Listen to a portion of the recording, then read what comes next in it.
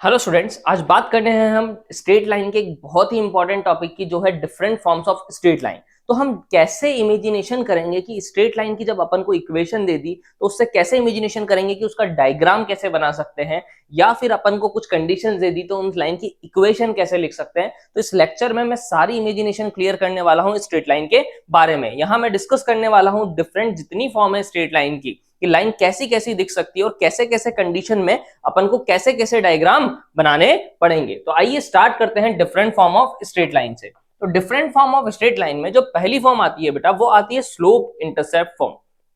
क्या आती है? Slope intercept form. Slope intercept form का मतलब क्या है बेटा? तो सबसे पहली चीज तो ये इंटरसेप्ट क्या होता है, आधे बच्चों को इसमें डाउट, आधे बच्चों को इसमें डाउट। स्लोप इंटरसेप्ट फॉर्म, तो देखिए भाई कि स्लोप का मतलब क्या होता है कि भाई अगर कोई लाइन है बेटा जो एक्स एक्सिस से कुछ उठी हुई है, नहीं, तो उसको क्या बोलेंगे, उसका स्लोप, कि जितना उठा हुआ है, जो उठाव है अपने पास, वो क्या है भाई?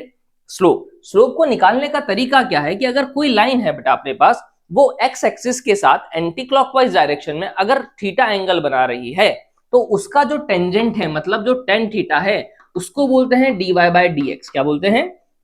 dy by dx। यही रेट ऑफ चेंज है, यही क्या है? स्लोप ऑफ टेंजेंट, कि कितना उठ रहा है। ये dy का मतलब क्या है? चेंज इन y, मतलब y कोऑर्डिनेट में जो चेंज हुआ। dx का मतलब क्या है? Change in x। तो देखिए कैसे करेंगे स्लोप इंटरसेप्ट फॉर्म को। तो समझते हैं सबसे पहली चीज कि अपन को स्लोप दिया हुआ है। क्या दिया हुआ है बेटा? स्लोप। तो यानी कई बार आपको क्वेश्चन में या तो m देगा स्लोप, नहीं डायरेक्टली, या फिर कई बार आपको क्या दे सकता है? थीटा। तो जो स्लोप होता है उसका फॉर्मूला क्या होगा बेटा? tan theta. तो अगर थीटा दिया है तो भी आप स्लोप निकाल सकते हैं, या डायरेक्टली आपको क्या दे रखा होगा? स्लोप दे रखा होगा। अब स्लोप दे रखा है, उसके बाद बोला कि भाई इंटरसेप्ट। इंटरसेप्ट क्या होता है कि भाई कोई भी अगर लाइन है अपने पास, लेट सपोज मैंने ये लाइन ले ली, तो जितनी डिस्टेंस पे ओरिजिन से, जितने डिस्टेंस पे एक्स एक्सिस या वाई एक्सिस को कट कर रही है, वो क्या कहलाते हैं? उनके इंटरसेप्ट। यानी कि अगर मैं इस इंटरसेप्ट की बात करूं तो इंटरसेप्ट का मतलब क्या है बेटा? कि ये ओरिजिन पॉइंट है अपने पास, ये एक्स एक्सिस है और ये वाई एक्सिस है। तो अगर मेरे को स्लोप इंटरसेप्ट फॉर्म है तो उसमें दो टाइप की फॉर्म है। पहला, जब वाई इंटरसेप्ट गिवन हो। क्या गिवन हो? वाई इंटरसेप्ट, और एक स्लोप गिवन हो। या दूसरा कंडीशन लेंगे जब एक्स इंटरसेप्ट गिवन हो और स्लोप गिवन हो। तो अभी मैं ले रहा हूं Y intercept. Let suppose Y axis को, ये जो है लाइन, वो कितनी डिस्टेंस पे कट कर रही है? मान लेते हैं लेट सी है। क्या है? सी। मतलब कि इस पॉइंट के जो कोऑर्डिनेट होंगे वो कौन कौन बता सकता है कि भाई वाई एक्सिस पे जो x कोऑर्डिनेट होता है बेटा, वो क्या होता है? जीरो। यानी इसके जो कोऑर्डिनेट होंगे वो क्या होंगे? 0,c। अब मुझे इस लाइन की क्या निकालनी है बेटा? इक्वेशन। मुझे स्लोप दे रखा है, मतलब कि मुझे एंगल पता होगा। जैसे ही मुझे ये एंगल पता है, तो क्या मैं एक पैरेलल लाइन यहां ड्रॉ कर दूं बेटा? देखो, अगर मैं इसके पैरेलल लाइन ड्रॉ करता हूं, तो अपन ने पढ़ा था बचपन में कि जो करस्पॉन्डिंग एंगल होते हैं पैरेलल लाइंस के लिए, वो क्या होते हैं? इक्वल। मतलब ये एंगल अगर थीटा है बेटा, तो ये एंगल भी क्या होगा? थीटा होगा। अच्छा, अगर लाइन है बेटा, तो ये कितने पॉइंट से मिलकर बनी है? ये इनफाइनाइट पॉइंट से मिलकर बनी है। यहां पर एक पॉइंट, यहां एक पॉइंट, यहां एक पॉइंट। तो एक जनरलाइज पॉइंट कंसीडर कर लिया एक्स कोमा वाई, जो इसको क्या कर रहा है? सेटिस्फाई कर रहा है। तो मुझे एक चीज बताइए, ये एक्स कोमा वाई का मतलब क्या होता है? इस एक्स कोऑर्डिनेट का मतलब क्या है? Distance from Y axis. मतलब ये जो डिस्टेंस है मेरे पास, वो क्या है? x। ये भी डिस्टेंस कितनी है मेरे पास? x है। अच्छा, ये डिस्टेंस का मतलब क्या है? y कोऑर्डिनेट का मतलब क्या होता है? Distance from x axis. यानी ये पूरी डिस्टेंस है y।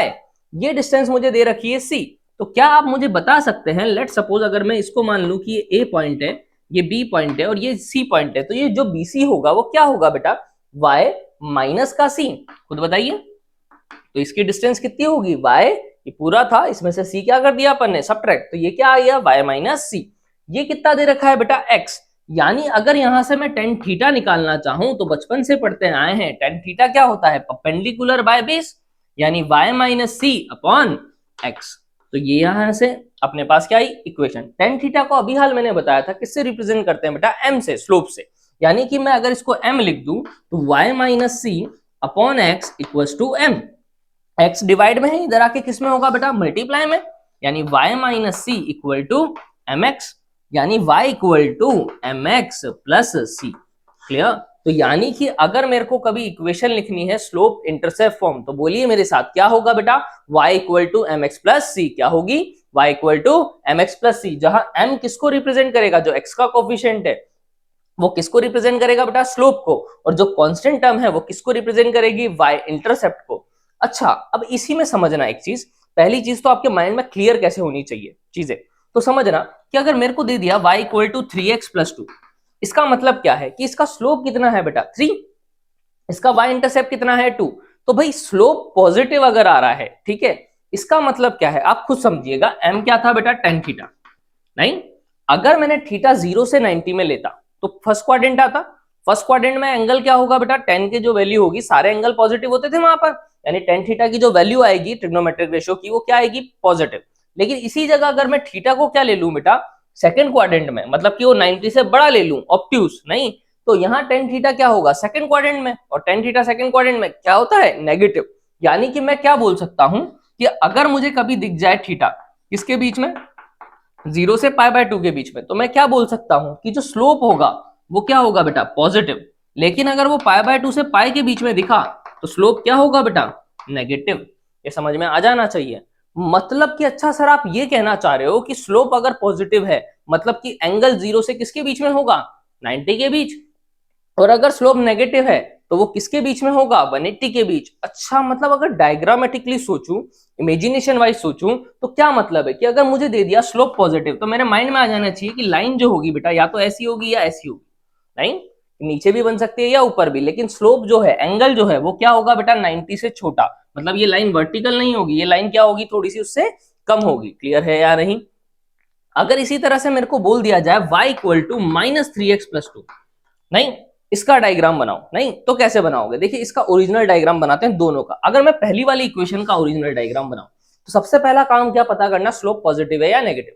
जैसे ही स्लोप पॉजिटिव दिखा, मतलब मेरे माइंड में क्या आया कि ये जो लाइन है, ठीक है, वो कैसी होगी, ऐसी, क्योंकि जो एंगल है बेटा अपने पास वो 90 से क्या होगा, छोटा, यानी कि लाइन हमेशा कैसी होगी, ऐसी। वाई इंटरसेप्ट कितना है बेटा, +2, क्या है, मतलब ये जो है वाई एक्सिस को ऊपर की साइड 2 यूनिट कट करेगा, मतलब लाइन क्या होनी चाहिए, ऊपर वाली, मतलब कुछ इस टाइप की, कि यहाँ यहाँ जो थीटा है ये क्या होगा, 90 से छोटा। इसी तरह अगर मेरे को इसकी इक्वेशन निकालनी है, ठीक है, इसकी लाइन की ड्रॉ करनी है, तो कैसे करूंगा, देखिए समझिए, यहाँ स्लोप क्या है, नेगेटिव।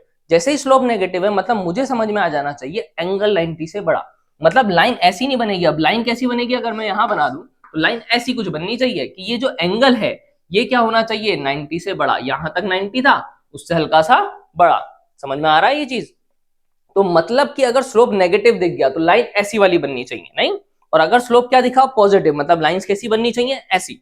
यानी इसका अगर मैं डायग्राम बनाना चाहूं तो कैसा बनेगा बेटा, स्लोप क्या है, नेगेटिव, मतलब माइंड में आ गया या तो लाइन ऐसी या लाइन ऐसी, राइट। वाई इंटरसेप्ट +2, मतलब ऊपर कट कर दी होगी, मतलब इसका डायग्राम कैसा होगा, कुछ ऐसा। ये कितने डिस्टेंस पे कट करेगा, 2 डिस्टेंस पे, ये भी 2 डिस्टेंस पे, क्योंकि यहाँ वाई इंटरसेप्ट क्या है, पॉजिटिव।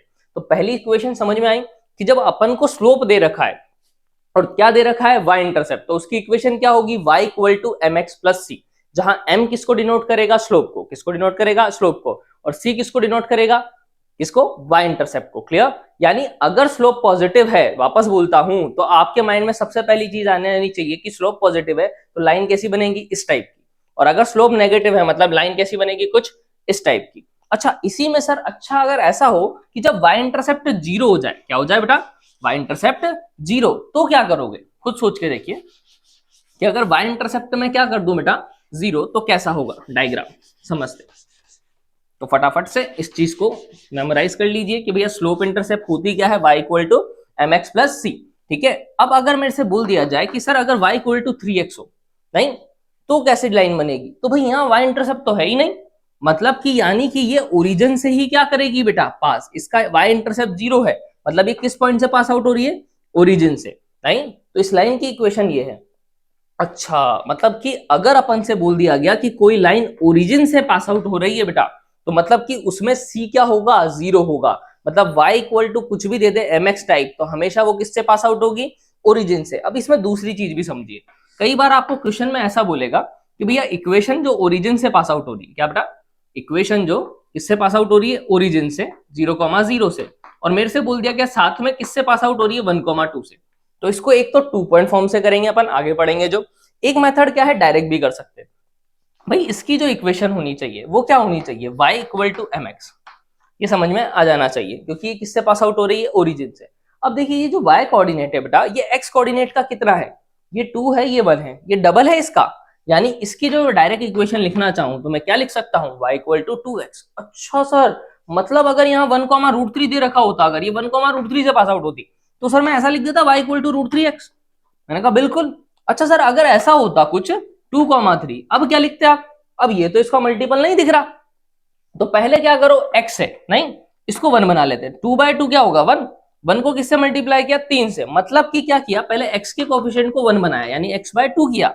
अब वो क्या है, इसका 3 गुना, यानी क्या है 3x/2। तो मैं डायरेक्टली क्या है, अगर मेरे को 2 पॉइंट पता है, एक ओरिजिन है और दूसरा पॉइंट कुछ और है, तो मैं 2 पॉइंट फॉर्म यूज ना करूं, मैं डायरेक्ट ही क्या लिख दूं, इक्वेशन। समझ में आया होगा आई थिंक, ठीक है। अब बात करते हैं सेकंड की।